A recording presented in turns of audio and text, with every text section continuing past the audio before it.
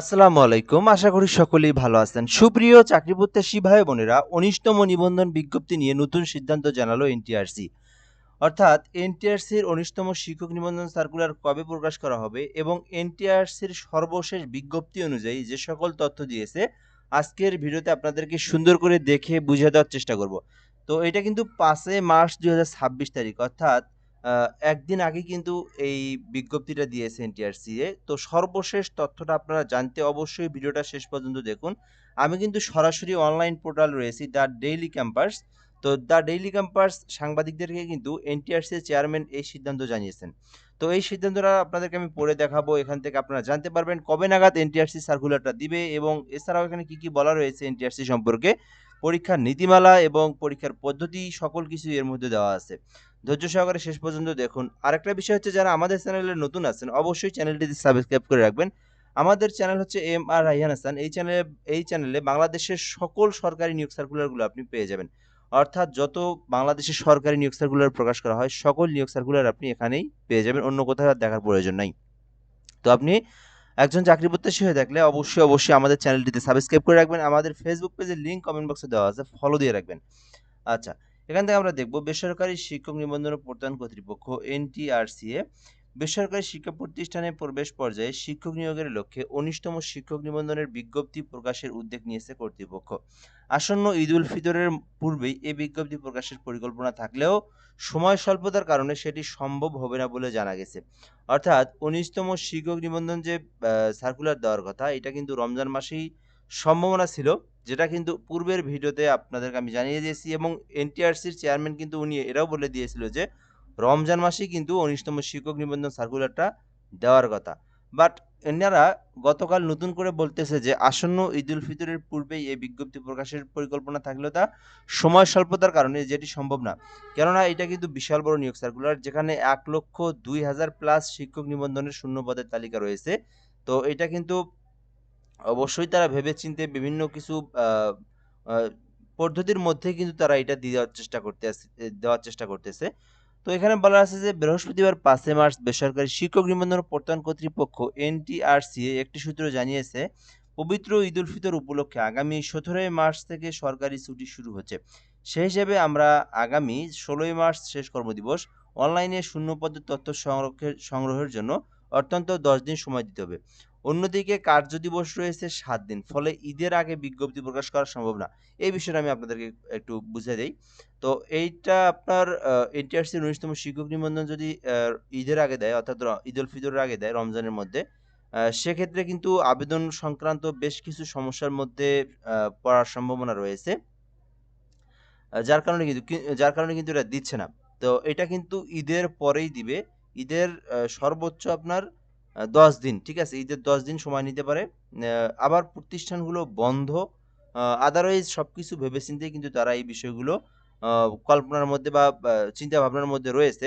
আর এটা কিন্তু আপনার ১৯তম শিক্ষক নিবন্ধন রমজানের আগে, রমজানের মধ্যে দেওয়ার যে পরিকল্পনা ছিল, এইটা না দেওয়ার একটা কারণ হচ্ছে আ রমজান মাস আপনার কর্মকর্তা এবং কর্মচারী যারা রয়েছে তারা কিন্তু আ আপনার বিভিন্ন ব্যস্ততা প্লাস সময় স্বল্পতা, বিভিন্ন বিষয়ের মধ্যে কিন্তু এই আ যে সার্কুলারটা এটা কিন্তু আপনার ঈদের আগে দেওয়া সম্ভব হয় নাই বলে এমনটাই জানিয়েছেন।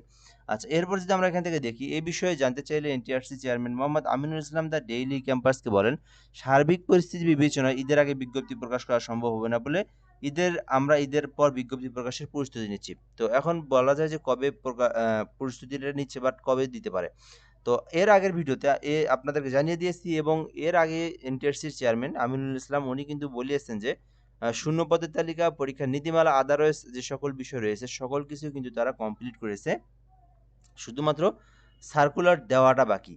তো এটা কিন্তু আপনার ঈদের পর, তারা যে বলতেছে ঈদের পর কবে দিতে পারে? যদি এমন একটা প্রশ্ন করা হয়, সেক্ষেত্রে আমরা মনে করি যে ঈদের পর যদি আ এ ৩ দিন বা ৪ দিন পরে যদি তাদের সরকারি কর্মকর্তা কর্মচারী অফিসগুলো যখন শুরু হবে, সেখান থেকে মনে করেন আপনার ১ সপ্তাহ সময় নিতে পারে।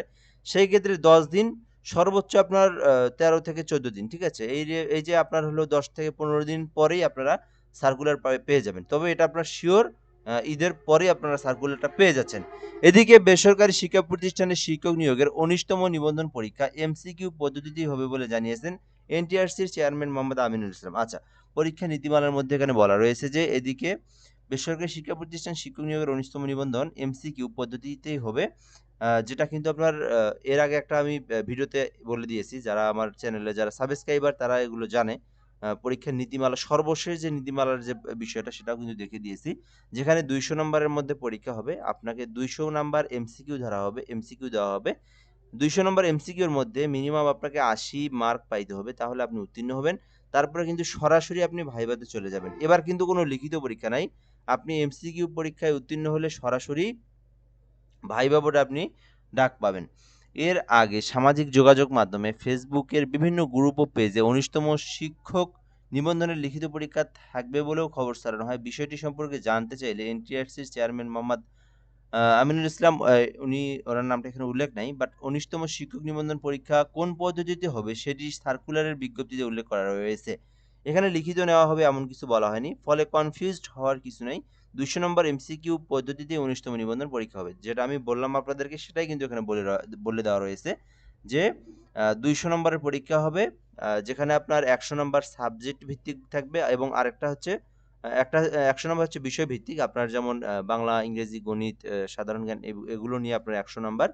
আর ১০০ নাম্বার হচ্ছে আপনার যে সাবজেক্ট আপনি আ অ বাংলা ডিপার্টমেন্ট থেকে পড়েন, আপনার বাংলা ডিপার্টমেন্টে থাকবে ১০০ নাম্বার। আদারওয়াইজ আপনার যেমন বাংলা, ইংরেজি, গণিত এগুলোতে থাকবে ১০০ মার্ক। আবার আপনি মনে করেন আ ফিজিক্স নিয়ে পড়েন, আপনার ফিজিক্সের শুধু সাবজেক্টটার উপরে থাকবে ১০০ মার্ক। আ এবং আপনার বাকি যে সাবজেক্টগুলো রয়েছে যেমন বাংলা, ইংরেজি, গণিত সকল সাবজেক্ট মিলে থাকবে ১০০ নাম্বার। এভাবে কিন্তু ২০০ নাম্বার হবে। আর ২০০ নাম্বারের মধ্যে আপনাকে মিনিমাম ৮০ নাম্বার যদি আপনি পেয়ে থাকেন উত্তীর্ণ হয়ে যাবেন আপনি। ১৯তম শিক্ষক নিবন্ধনের বিজ্ঞপ্তি প্রকাশের জন্য ৯ ফেব্রুয়ারি থেকে শিক্ষা প্রতিষ্ঠানের ই-রেজিস্ট্রেশন কার্যক্রম শুরু হয়েছিল। প্রথম দফায় ২২শে ফেব্রুয়ারি পর্যন্ত ই-রেজিস্ট্রেশনের সময় দেওয়া হলেও পরবর্তীতে গত ১ মার্চ পর্যন্ত বৃদ্ধি করা হয়।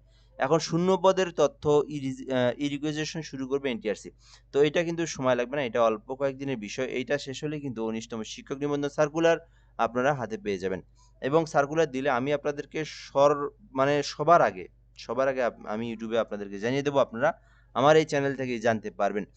নতুন নিয়োগ পদ্ধতিতে যেসব পরিবর্তন আসছে, নতুন নিয়োগ পদ্ধতিতে স্কুল, কলেজ, মাদ্রাসা ও কারিগরি ৩ বিভাগের জন্যই ২০০ নম্বরের পরীক্ষার প্রস্তাব করা হয়েছে। যদিও স্কুল, কলেজ এবং কারিগরিতে ১০০ নম্বর সাবজেক্টিভ এবং ১০০ নম্বর জেনারেল এবং মাদ্রাসার জন্য ১৪০ নম্বরের সাবজেক্টিভ এবং ৬০ নম্বর জেনারেল করার প্রস্তাব করা হয়েছে। তবে এভাবে বিভাজন করলে বৈষম্য তৈরি হতে পারে বলে মনে করেছেন শিক্ষা মন্ত্রণালয়। এজন্য তিনি বিভাগের জন্য নম্বর প্যাটার্ন একই রকম রাখার চিন্তা করা হচ্ছে। আচ্ছা, সূত্র বলেছে পরীক্ষার পদ্ধতি নিয়ে আলোচনা অনেক ধরনের প্রস্তাব করেছেন। স্কুল, কলেজ এবং কারিগরির জন্য এরকম, আবার মাদ্রাসার জন্য আরেক রকম। ৩ বিভাগের জন্য পৃথক পদ্ধতি করা হলেও এক প্রকার বৈষম্য করা হবে। সেজন্য আমরা ৩ বিভাগের জন্য একই রকম পদ্ধতি নির্বাচন করার সিদ্ধান্ত হয়েছে। তো এইটা মাদ্রাসা ছিল সাবজেক্ট ওয়ারি ভিত্তিক আপনার ১৪০ মার্ক। আর আপনার বিষয়ভিত্তিক যে সাবজেক্টটা, বিষয়ভিত্তিক সাবজেক্টে ১৪০ মার্ক এবং আপনার মূল যে সাবজেক্টটি নিয়ে লেখাপড়া করেন সেটার উপরে ৬০ মার্ক। এটা হচ্ছে মাদ্রাসার নিয়ম ছিল। তো সম্ভবত এটা সংশোধন করতে পারে। যেহেতু সার্কুলার দেয় নাই, এটা আপনারা দিলে জানতে পারবেন। মাদ্রাসা থেকে যারা পরীক্ষা দিবেন অর্থাৎ আলিয়া মাদ্রাসা। তো সবার জন্যই একই পদ্ধতি করবে। আলিয়া মাদ্রাসা বলেন, কারিগরি বলেন, জেনারেল বলেন সবার জন্য পদ্ধতি, নীতিমালা সকল কিছু একই রাখবে এবং এভাবেই সার্কুলার দিবে এবং পরীক্ষার নীতিমালা সর্বশেষ অনুযায়ী ওই ২০০ নম্বরের এমসিকিউ হবে। যেখানে আপনাকে ৮০ মার্ক পেয়ে উত্তীর্ণ হবে। জানা গেছে এর আগে এনটিআরসির নিবন্ধন পরীক্ষায় কখনোই প্রার্থীদের ভাইবার নম্বর যুক্ত করা হয়নি। প্রথমবারের মতো ভাইবার নম্বর যুক্ত করা হবে। নতুন বিধিমালায় ভাইবার নম্বর যুক্ত করা হবে। এ ব্যাপারে ইতিবাচক শিক্ষা মন্ত্রণালয় এছাড়া প্রথমবারের মতো ১৯তম নিবন্ধনের বিজ্ঞপ্তি প্রকাশের দিন থেকে বয়স গণনা করা হবে। সো এই ছিল মূলত বিষয়। দেখতে পারলে একদম সর্বশেষ যে আপডেট ইনফরমেশনটা তো আমি আপনাদেরকে জানিয়ে দিলাম। তো এই হলো বিষয়। তো আপনারা প্রস্তুতি নেন। ইনশাআল্লাহ ঈদের পরে আপনারা ১৯তম শিক্ষক নিবন্ধন যেখানে ১,০২,০০০ প্লাস পদসংখ্যা শিক্ষক নিয়োগ দেওয়া হবে। যেখানে কারিগরি, আলিয়া মাদ্রাসা এবং জেনারেল থাকে।